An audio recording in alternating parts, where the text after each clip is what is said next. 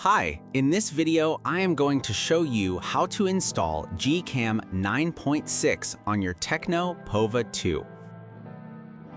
Step 1. Tap the first link in the description to open the article. Step 2. Scroll to the download section and download the GCam APK file.